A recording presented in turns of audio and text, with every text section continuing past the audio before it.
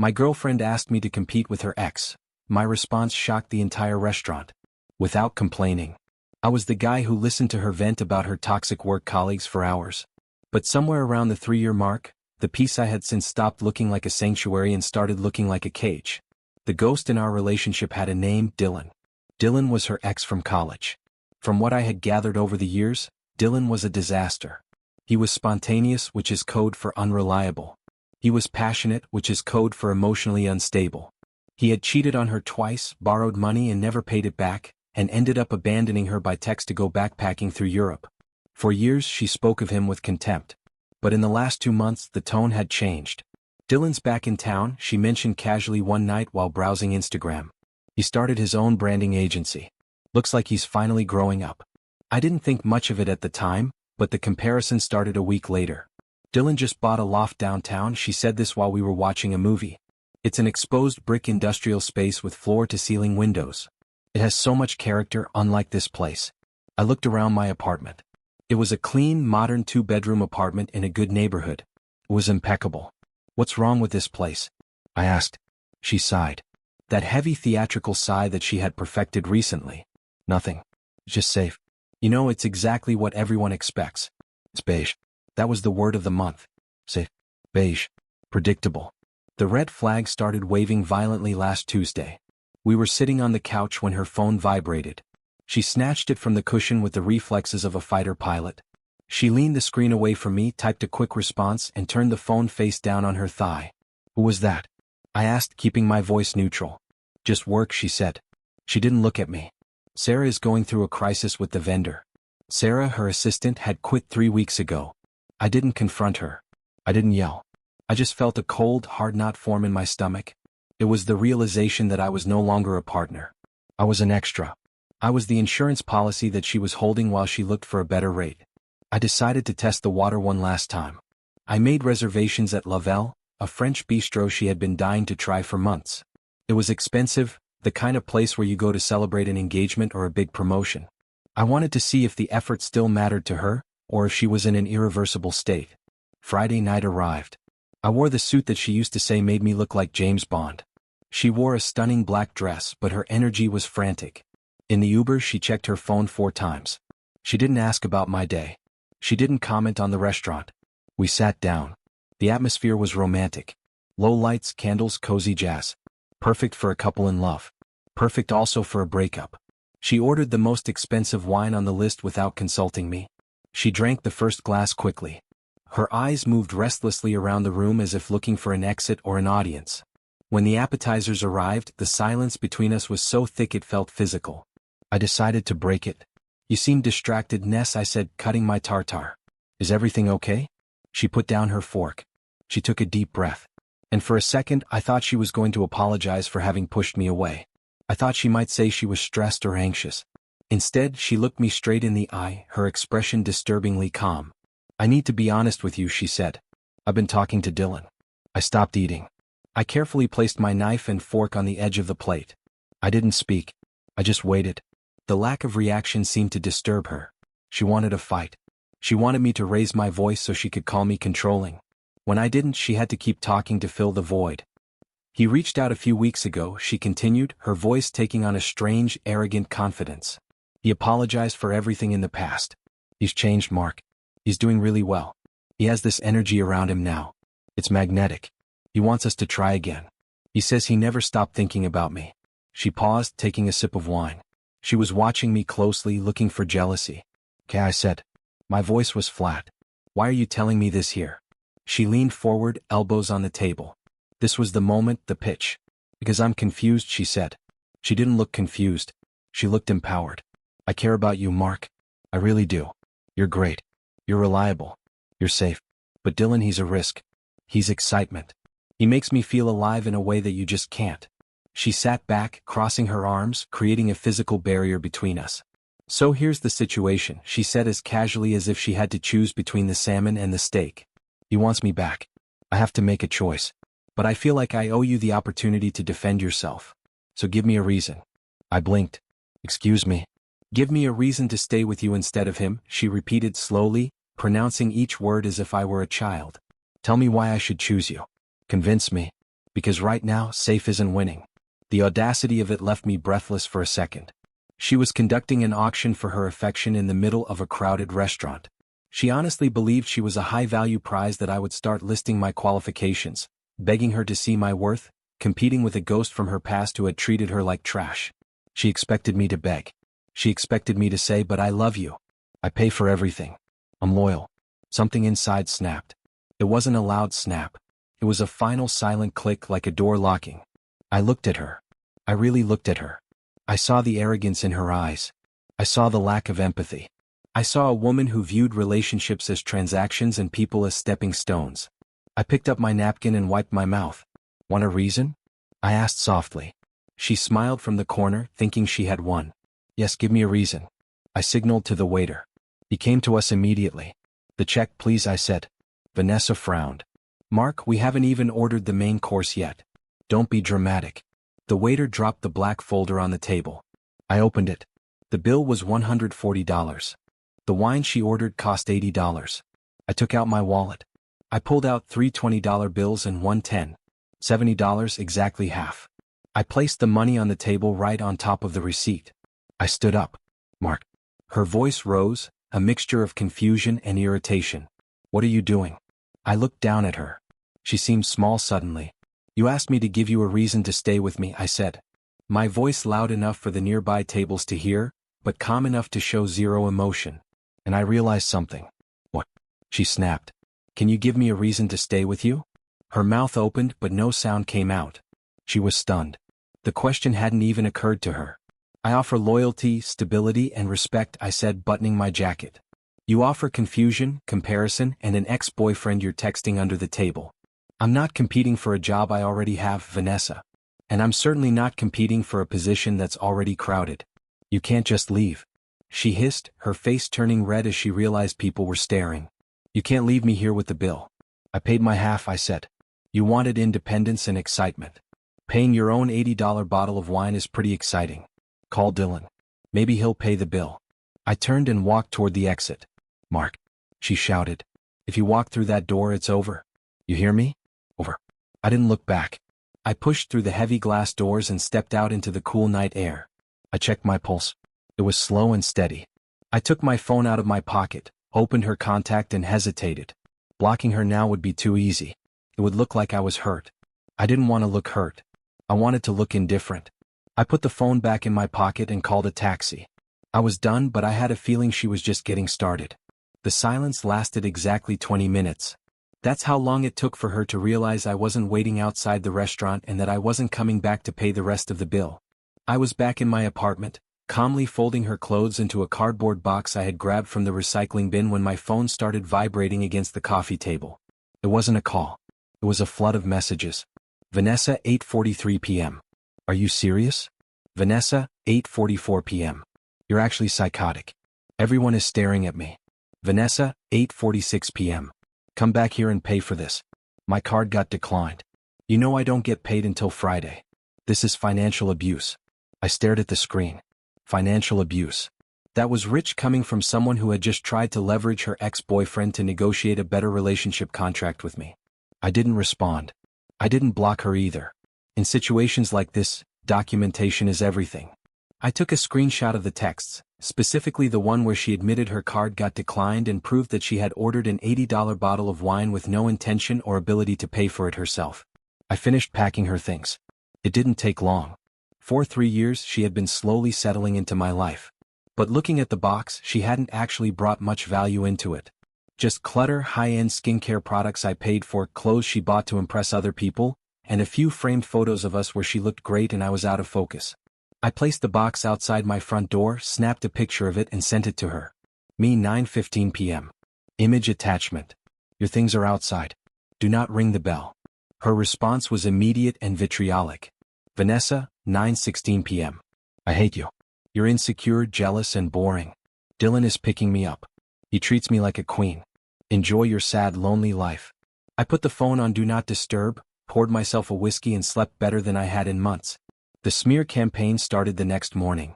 This is the part of the breakup manual narcissists love the most. If they can't control you, they try to control how others see you. I woke up to 3 missed calls and a long text from Emily, Vanessa's best friend. Emily and I had always been cool. I'd helped her move apartments twice, but clearly the narrative had been spun. Emily, 10 am. I can't believe you. Vanessa just called me crying. She said you screamed at her in the middle of a restaurant, threw money in her face, and abandoned her there because she mentioned an old friend. I thought you were a nice guy, Mark. Clearly I was wrong. You need to apologize to her. No. I sighed. Vanessa had left out the ultimatum. Of course she had. In her version, she was the victim of a jealous tyrant, not a woman who tried to initiate a bidding war for her affection. I could have ignored it. But the professional in me knew that letting a lie spread unchecked damages your reputation. I didn't get emotional. I didn't defend my character. I just presented the evidence. Me, 10:05 am. Hi, Emily. That's an interesting version of events. Here is what actually happened. She told me she wanted to get back with her ex, Dylan. She asked me to give her a reason to choose me over him. I refused to participate in the competition. I paid exactly 50% of the bill and left. She's free to be with him now. 3 dots appeared, disappeared, reappeared. Emily was typing, deleting, and typing again. The cognitive dissonance was hitting her hard. Me, 10:07 am. Also, she texted me last night saying Dylan picked her up and is treating her like a queen, so she shouldn't be crying. She got exactly what she wanted. Emily never responded.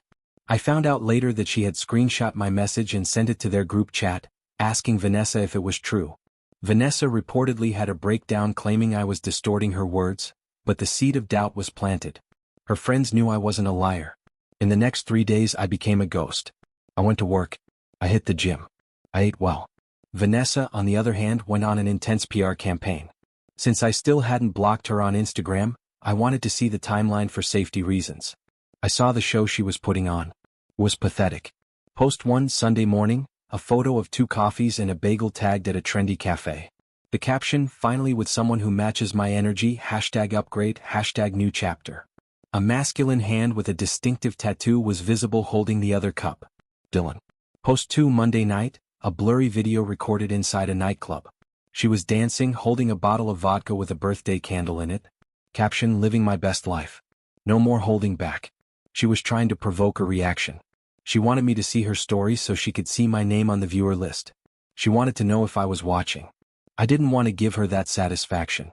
I used an anonymous website to view her stories page.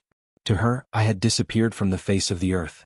But if you looked closely at the post, you could see the cracks. In the coffee photo, she wasn't smiling. She was pouting at the camera. The nightclub video was recorded on a Monday night. Who goes to a nightclub on a Monday unless they're desperately trying to prove they're having fun? And then there was the Dylan factor. I knew Dylan's reputation. He was a love bomber. He would cover a girl with attention for a week, get what he wanted, usually money, sex, or a place to sleep, and then get bored. Vanessa had just handed him a victory. She left her stable, boring boyfriend for him. His ego was fed. But ego is a fuel that Wednesday, burns quickly. 5 days after the dinner, the silence was broken. But it wasn't a text from Vanessa. It was a direct message from a guy I knew vaguely. A friend of Dylan's named Mike. We had met at a few parties years ago. Mike. Hey man. Weird question. Are you and Vanessa done? Me. Yes. What? Mike. Okay, cool. Just confirming. She's been staying at Dylan's place since Friday, and the situation is getting intense. I think she thinks they're dating. Dylan told us she's just a temporary placeholder until his girlfriend gets back from her internship in London next week. Thought you should know before it gets messy. I stared at the phone. A placeholder. The irony was so sharp it could cut glass. She called me safe. She called me beige. And all along, she was just a warm body for Dylan to use while he waited for his real relationship to resume. She had set her own house on fire to chase a mirage. I thanked Mike and put the phone down. I didn't warn her. Why would I? She wanted excitement. She wanted to take risks. She was about to get a lifetime supply of both. The crash happened 48 hours later. I was sitting on my balcony reading a book when my phone lit up. Vanessa, 11:42 p.m. Mark. Vanessa, 11:45 p.m. Are you awake? Vanessa, 11:50 p.m. Please respond. It's an emergency. I didn't respond. Vanessa, 12:05 am. He kicked me out. He's a monster. I have nowhere to go. My parents are traveling. Please, I just need a place to sleep. I took a sip of my water. The professional in me analyzed the request. A tenant who had violated the lease agreement, caused property damage and voluntarily vacated the establishment was now requesting re-entry. Application denied. I turned off my phone and went to bed. The knocking on the door started at 7 a.m. on a Saturday. It wasn't a polite, apologetic knock. It was a frantic, desperate pounding that shook the door frame. I was already awake, making coffee, enjoying the silence of an apartment that no longer smelled of her overly sweet perfume. I looked through the peephole. Vanessa was standing there. She looked nothing like the arrogant woman in the black dress last Friday. She was wearing gray sweatpants that were too short for her, a stained hoodie that I recognized as one of Dylan's, and she was soaked. It wasn't raining outside, which meant she had been crying or sweating profusely. Her hair was tangled. Her mascara had carved black rivers down her cheeks. She looked like a disaster. She looked like consequences. I unlocked the door but didn't open it fully. I stood in the doorway, blocking the entrance with my body. I held my coffee mug in one hand, a physical barrier between her chaos and my peace. "Mark," she gasped. She came out. Her voice was hoarse and choked. "Oh my God. Thank you. I didn't think you were going to open it." She moved to enter, assuming the old dynamic was still in effect. She assumed I was still the safety net, the guy who fixes things. I didn't move. I stood still as a statue. She bumped into my shoulder and stopped, confused. "Mark," she whispered. "Let me in. Please, I'm freezing." "You can't come in, Vanessa," I said. My voice was calm. Conversational, no anger, just factual. She blinked, wiping her nose with the sleeve of the dirty hoodie. "What?" "Mark, stop. I'm serious. Dylan, he's crazy. He threw my purse in the street. He laughed at me. He told me I was..." She sobbed, a harsh, unpleasant sound. "He told me I was just a warm-up for his girlfriend. Can you believe that?" She looked at me with wide, pleading eyes, expecting me to share her indignation. She wanted me to be angry for her. She wanted me to say, "That bastard. Come in. I'll take care of you." "I believe it," I said. "Dylan has always been exactly who he is. You just didn't want to see it because you were too busy comparing me to him." "I know," she cried. "I was stupid. I was confused. He manipulated me, Mark. He got in my head. He made me think we had this connection, but it was all a lie. You were right. You were right about everything." She reached out to grab my hand. I pulled it back calmly. "I'm sorry," she continued hurriedly, the words tumbling out. "I'm sorry about the dinner.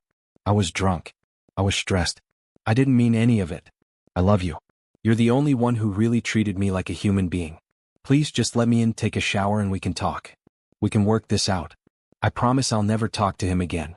I'll block him right now." She fumbled for her phone hastily, her hands shaking. "Vanessa," I interrupted. "Stop." She froze. "You're not listening," I said. "There's nothing to fix. You didn't break a vase. You didn't forget an anniversary. You fired me." "I didn't fire you," she protested. "I was testing you." I corrected. "You sat there and ate the food I was paying for and told me I had to compete for your loyalty. You told me I was boring and safe and that you wanted excitement. Well, look at you." I gestured vaguely toward her disheveled state. "You got excitement. You got drama. You got the roller coaster you wanted. You're standing at a doorstep at 7 a.m. crying because a toxic guy treated you like trash. This is the most exciting thing that's happened to you in years. Congratulations." Her face dissolved into tears. The sadness disappeared, replaced by a flash of that familiar narcissistic anger. "You're being cruel," she spat. "You're not like this. You're supposed to be the nice guy. You're supposed to support me." "I was the nice guy," I agreed. "And you told me that wasn't enough. You told me being nice was boring, so I'm trying something new." "Mark, I have nowhere to go," she shouted.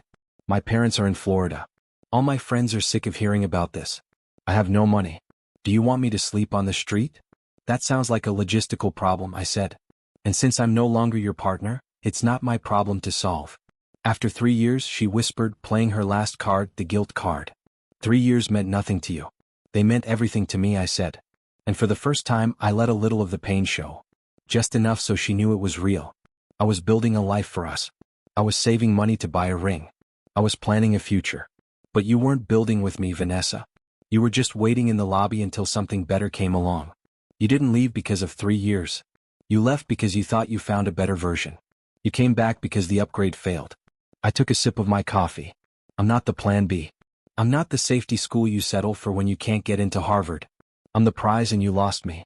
She stared at me. Finally she realized. There was no more anger in my eyes. There was no jealousy. There was only indifference. I looked at her the way you look at a stranger who knocked on the wrong door. "Here," I said.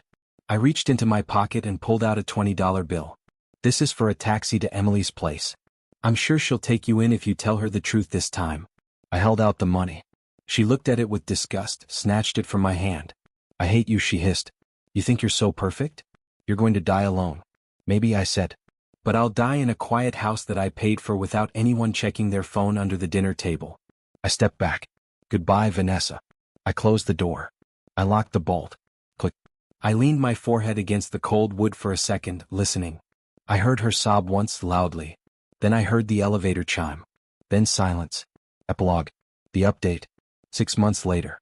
I was in a coffee shop downtown working on my laptop. Life had been calm, peaceful.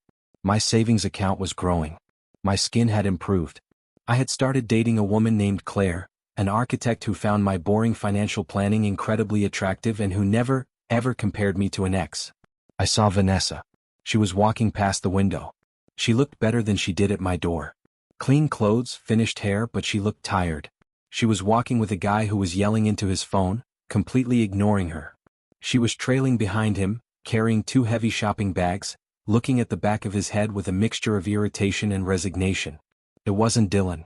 It was just another version of him. Another exciting project she was trying to fix. Another chaotic man she had chosen over peace. She turned her head and saw me through the glass. Our eyes met. I didn't wave. I didn't smile. I didn't frown. I just looked at her, then looked back at my laptop and continued typing. In that moment, I realized the title of my own story had changed.